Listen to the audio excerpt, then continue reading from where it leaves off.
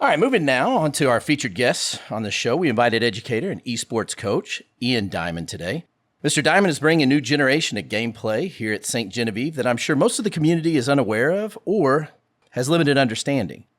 He's here to educate us a little on what esports is, and along with him later, we'll have Bennett Walls, one of the varsity standouts for the esports team. So to get things started, I'd like to welcome Mr. Diamond to the show. Ian, thanks for coming on the show for us. Oh, thanks for having me. I appreciate it. So let's get to it. What exactly is esports? So esports is any video game that is played in a competitive aspect. There's lots of different types, lots of different games. Here we play specifically Super Smash Brothers esports. Okay. So from a sports perspective, how do you conduct practice or how do you prepare for competitions? So I've been thinking about this a little bit. It really is very similar to normal practices. A lot of the kids, when they first want to try out for it, they just expect the practice is playing video games, but that's like Sure. telling a football player, just like go play football. Right, Like right. that doesn't actually really make you better at the game. Agreed. So we have a lot of practice that we do about learning our characters, doing research into professional players and how they play the characters, looking at other schools' players and studying their matchups, studying how they go. It's actually a lot more similar than I realized to traditional sports. And I wouldn't thought that some of those things that you talked about, so that helps enable you to play better then or Yes. to understand the game better? And I've been thankfully playing various versions of the Super Smash Bros. Series for 20 plus years at this point. So I have a lot of experience with most of the characters. And when a kid wants to play a character, I can help guide them on, hey, you're doing this wrong. Hey, you're doing something that's a little incorrect here. Like Sure. you're doing good, but this is a better way to do it. This will help you further down the line. So the strengths and weaknesses of the character in the game. Yes. Yeah. Okay, awesome. So then explain to us a little bit about the competitions or competitive play that you guys participate in. So the fall season is solos, and solos is where we have up to 10 varsity and any number of JV. We only have the setups for 4, but they enter into our region queue, and then on the game days, they get put into basically a rotating queue of players that they will play against. They have to play at least 3 matches, and then they get points based on that. Everyone makes the playoffs, and Right. then the seeding for the playoffs is determined by performance in the season. Now, when you compete, is it like the way you're talking? You don't have to travel anywhere. You could do it through online. Correct. So, okay. Yes. We thankfully our lovely tech department has helped us out a lot with this. We Yeah. have dealt with a lot of schools that have struggled way more with that aspect these past 2 years. But yeah, we have set up in the library. We just hook right into the Ethernet ports, and we can play against people all over the state. And we've competed with people all around the state. So they just have a link. You guys go to that link. It's like almost like a chat room or something. Yes, and yeah. there you There's are, and the then you website's called Start GG, and it runs even professional level tournaments are ran through there. But the MOSEF, which is the Missouri Scholastic Esports Association Right. or Federation, they're the people who run all the events. They have an account. They set up all the tournaments, and then we just enter our players there. It runs all the queues. It runs them through selecting their characters, selecting the stage. They can communicate with their opponent, make sure they know who's setting up what. So that's through the state of Missouri or through all the U.S. or So how does that work? MOSEF is through specifically the state of Missouri. They're a nonprofit. There was a whole thing that I can't get into about DESI and understand. MOSEF being a part of the MISHA. Yeah. But they are not MISHA. They're their own unique body, but most states have an equivalent. Okay, I got it. And I know there's competition at the college level too. Yes. So how does that translate from high school and the level that you guys are playing to then getting seen or maybe getting targeted for college? So we've been working, at the end of last year, we got streams set up. We have a streaming computer set up so we can actually broadcast the games and use that so we could see it in real time while you guys are competing. Yes. There's a 5-minute delay, but that's not nearly enough to affect anything. Sure. And it's a great way for both the kids to go back and watch the videos, and they can kind of see things that maybe they weren't thinking about in the moment. And one of our students actually is planning on competing, who graduated last year, is competing in the SEMO esports team for Smash Bros. Oh, awesome. And part of the way he got in, I mean, he didn't need it. He was a great player, but he used some of the clips from the streams and was able to submit that as a, hey, here's some evidence of my play and how it looks. Well, that's awesome. So he created a highlight reel of his good stuff. Yes. That's pretty awesome. So when I'm thinking about what you said, seeing with streaming, so it's not through like YouTube or something. It's through another website that you would go to. We stream or? through YouTube. Okay, so you do stream through Yes. YouTube. So basically, if you guys are competing, you could tell us what time and when, and then go straight to it and watch it. And we have it. It's pretty much every Monday, Tuesday during the season. We have it set up. It usually goes live somewhere around 3:50 once we get it up and running. It's not up just yet. So so when it goes through, will it be on SGTV?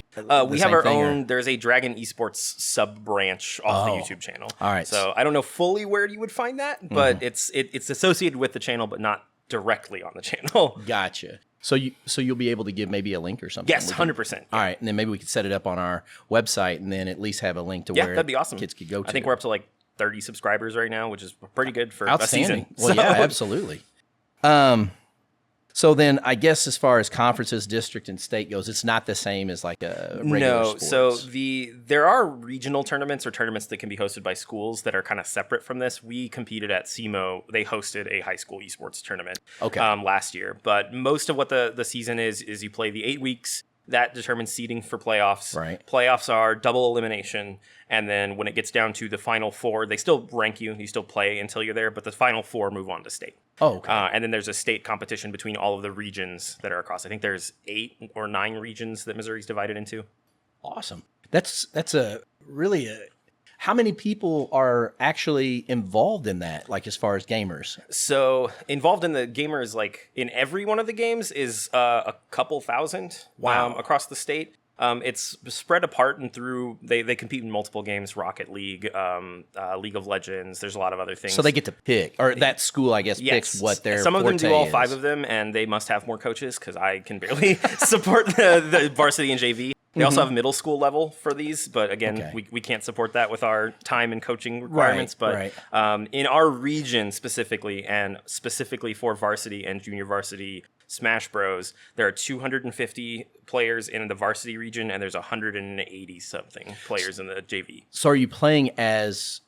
so when the gamers play, your varsity players, are they playing as a team or are they playing as individuals? Not in the fall. So in the fall, they're playing as individuals. They are associated with our school. They have our tag on them, but they really the only reason they need to be associated with us is if a technical issue comes up, we communicate with the other coaches. I gotcha. We don't want to have them trying to message each other. Right. You know, kids sometimes aren't the best at digital communication.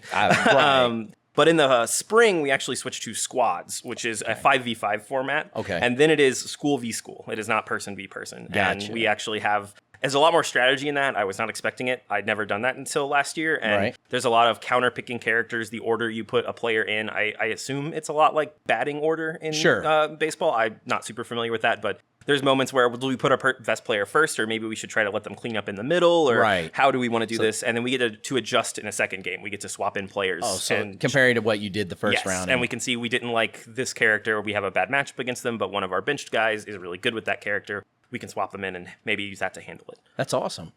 So then the fall, do they get ranked? I mean, do they have a ranking? Yes, they will. They will have a number that they are in the region. Last year, our top player was I think it was 19th in the region out of 200 or so. Wow, that's awesome. And then in JV, we had someone who was 4th in the region last year. An upcomer. So yes, that is that's cool. So when the schools are competing in the spring, they can see they've got the number 4 ranked person on it. You know? Yes, and I had the kids last year were a lot better about it. They independently started doing their own databasing of the players on the other teams because they were like, well, we played against them this week. You're probably going to play against them next week. Here's the character they play, and so we could actually prep for specific matchups. So they were doing their own research. Yes, yeah, that's outstanding. Yeah, I don't know if I would have been able to survive the first year without the crew that I had. Yeah, we had one kid who was great at graphics, great at all of that part. We had one kid who was really good into statistics and that kind of stuff, and then one kid that was really good at just talking to other people and getting them excited. Like, it was the perfect mix of seniors to have last year to help like lead us into this. Well, that's awesome.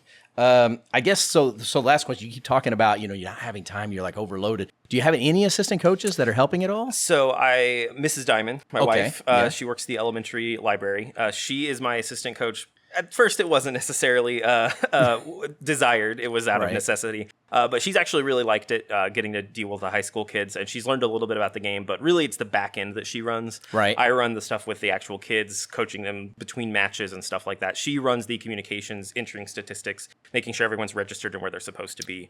Other than that, the other big help we've had has been the tech department as a whole, but Brandon Crump specifically, he's been just a huge asset. I keep feeling bad because I don't actually put in work orders, and I email him or talk to him directly, and I'm like, hey, I know we're supposed to do work orders, but he's like, no, just I'll take care of it right now. And he's been making sure everything was on top. I didn't want to bug him the first week of school because the firewall changed. And I was worried our switches weren't going to be able to connect. So I was not going to talk about it. And I just like, hey, I want to put this on your radar. And he's like, I'll give them to me right now. I'll do it right now. And it's been amazing. I can't thank him enough. Well, and I have to acknowledge that too, because I mean, what you're doing right now and what you're seeing is the same thing. I mean, Brandon set this up. He's helped us with the broadcasting setup, getting our mics going, getting the computer set up so that the programs will work through it and we can edit and get this put out. I mean, he's been fantastic. And like you said, he goes above and beyond. Oh yeah, 100%. And like you said, not having to put a work order in, just hey, you got a little time, and he's just on it. So we got to send a double shout out to Brandon. Thank you for all the effort that you're making. You help us, and it is amazing. And I wish you were in here a lot of times to see how our kids enjoy the benefits of what you are helping us do. That is one of the benefits of esports is he does at least get to, he's got his own jersey actually for esports. Is that right? And yeah, and he wears it on game days and he comes in and gets to actually chat with the kids. And I'm probably going to be going on leave because we have my first child coming this year, and he's congratulations. Thank you. He's agreed to step in for the last couple of weeks of the season, depending on how early baby comes. Oh, that's outstanding. So well, wonderful. Well, I'll have to. I'll definitely have to talk to him about that. Oh yeah, Razumly, you're gonna be a coach pretty soon, buddy. That's awesome. Well, that's all we got. But I appreciate you coming in, and we appreciate your time, getting you out of class for a second so you can do this, and we look forward to seeing how you guys do all season long individually with some of those guys getting possibly ranked at a high level, and as a team in the spring. So, oh yeah. All right. Well, thank you for coming. All right. Thanks again. All right.